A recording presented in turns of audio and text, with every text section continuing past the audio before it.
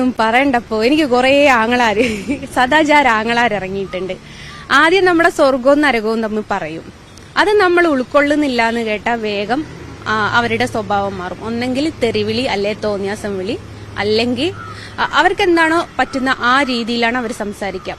അവരുടെ ചിന്താഗതി എന്നെ ഉപദേശിച്ച് നന്നാക്കിയാൽ അവർക്ക് സ്വർഗം കിട്ടുന്ന ആ തെറിവിളിയാണെങ്കിലും അത് അവർക്ക് വിഷയമില്ലാത്തൊരു രീതിയിലാണ്. ഗതി കെട്ടിട്ട് ഞാൻ പോയി കംപ്ലൈന്റ് കൊടുത്തതാണ്. ഞാൻ ചാവും, ഞാൻ വണ്ടി തട്ടി ചാവും, ഞാൻ ചത്തുപോകുന്നു പറഞ്ഞ ഈ ചാവുക എന്ന് പറയാൻ തന്നെ പാടില്ല. അത് അവർക്ക് കുഴപ്പമില്ല. അത്രക്ക് അവരെന്ത് ചെയ്യുന്നോ എന്ന് പറയുന്നത് ഒരു വിഷയമില്ല. ഞാൻ ചെയ്യുന്നതിൽ മാത്രമാണ് അവർ കുറ്റം കണക്കാക്കുന്നത്. ഞാൻ എപ്പോഴും പറയും, ഇതെന്റെ ഒരു വരുമാന മാർഗമാണ്, എന്റെ അന്നമാണ്. അത് ആര് പറഞ്ഞാലും ഞാൻ നിർത്തൂല. അല്ലെ ഉപദേശിക്കാൻ ആർക്കും പറ്റും. ഈ ഉപദേശിക്കുന്ന ആൾക്കാർ ആരെങ്കിലും ഒരു നേരത്തെ അരി എനിക്ക് വീട്ടിൽ വാങ്ങിക്കൊണ്ട് ഇന്ന് വരെ കൊണ്ടു തന്നിട്ടില്ല. അല്ലെങ്കിൽ ഞാനോ എന്റെ കുഞ്ഞുങ്ങളോ അല്ലെ എന്റെ കുടുംബമോ സുഖമായിട്ടാണോ ജീവിക്കുന്നതെന്ന് ഇതുവരെ അന്വേഷിച്ചിട്ടില്ല. ഉപദേശിക്കാൻ അത് ആർക്കും എവിടെ നിന്നും പറ്റും. അതിന് ഞാൻ ഉൾക്കൊള്ളുന്നില്ല. അത് ദൈവമാണ്. ആ ദൈവത്തിനെ ഞാൻ വിശ്വസിക്കുകയും ചെയ്യുന്നുണ്ട്. കാരണം എന്താ വെച്ചാൽ നമുക്ക് അന്നം തരുന്നത്, നമ്മുടെ മുമ്പിൽ വിളമ്പുന്ന ചോറ് നമുക്ക് വിശ്വാസമില്ലേ നമുക്ക് തിന്നാൻ പറ്റൂല. ആ ഒരു ബേസിൽ നോക്കിയാൽ വെച്ചാൽ എനിക്ക് പൂർണ്ണ വിശ്വാസത്തോടു കൂടെ തന്നെയാണ് ഞാൻ ദൈവത്തിനെ വരയ്ക്കുന്നത്. അതെന്റെ വരുമാനവും കൂടിയാണ്, രണ്ടും കൂടിയാണ്. അത് അവരാണ് മനസ്സിലാക്കേണ്ടത്. യഥാർത്ഥ ഒരു ഭക്തിയുള്ള അല്ലെ യഥാർത്ഥ ഒരു മുസ്ലിം എന്ന് പറയണ്ട, യഥാർത്ഥ ഒരു വിശ്വാസിയാണെങ്കിൽ ഒരാളെ ഉപദേശിക്കാൻ പോകില്ല. അവരുള്ളതും അവർ തെറ്റാണോ ശരിയാണോ എന്നല്ല, അവർ ചെയ്യുന്നതെന്തോ അത് അവരും പടച്ചോനും തമ്മിൽ തീർത്തോളും എന്നേ പറയുള്ളൂ.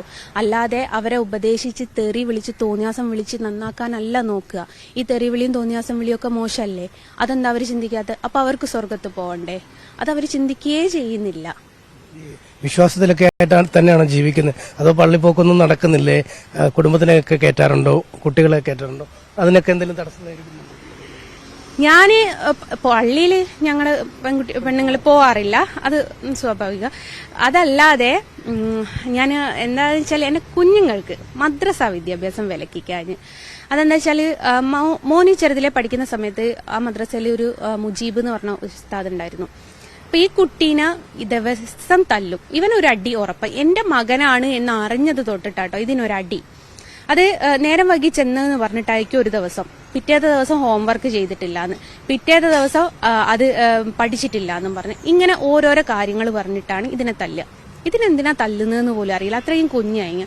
അപ്പൊ എന്നിട്ട് ക്ലാസ്സിൽ നിന്ന് പുറത്താക്കുക, ഉമ്മാനോട് വരാൻ പറയാന്ന് പറയും. അപ്പൊ ഞാൻ ചെല്ലുന്ന സമയത്ത് എന്നോട് പറയുന്ന ഒരു കാര്യം എന്ന് വെച്ചാല് ഇങ്ങനെയൊന്നും നടക്കാൻ പാടില്ല, ഇത് കണ്ടിട്ടാണ് മറ്റുള്ളവരും പഠിക്കുക, അങ്ങനെ എങ്ങനെയാന്നും പറഞ്ഞ് ഇവരും തുടങ്ങി സ്വർഗവും നരകവും മരണാനന്തര ജീവിതവും.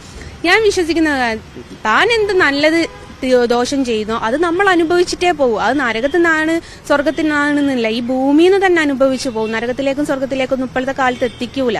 നമ്മളൊരാളെ ഉപദ്രവിച്ചിട്ട് ഇപ്പുറത്തെ ഒരാളോട് നല്ല പറഞ്ഞിട്ട് കാര്യമല്ല. എന്നിട്ട് ഇതിനെ ഇങ്ങനെ ഉപദ്രവിച്ചോണ്ട് നിൽക്കുക.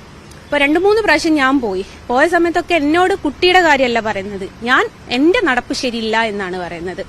അപ്പൊ ഞാൻ പറഞ്ഞു, ഉസ്താദേ ഞാനല്ല ഇവിടെ പഠിക്കാൻ വരുന്നത്, എന്റെ മോനാണ്, നിങ്ങൾ ഓന്റെ കാര്യം നോക്കിയാൽ പോരെ, എന്റെ കാര്യം നോക്കേണ്ട ആവശ്യമില്ലല്ലോ എന്ന്. ഇതിനിങ്ങനെ ഉപദ്രവം കൂടിക്കൂടി വന്നപ്പോൾ ഇതിന് മദ്രസന്ന് കേൾക്കുന്നതും രാവിലെ എഴുന്നേക്കുന്നതും പോകുന്നതും ഒരു പേടി എന്നുള്ള രീതിയിലായി. ഒടുക്കം മദ്രസ ഞങ്ങൾ നിർത്തിവെച്ച്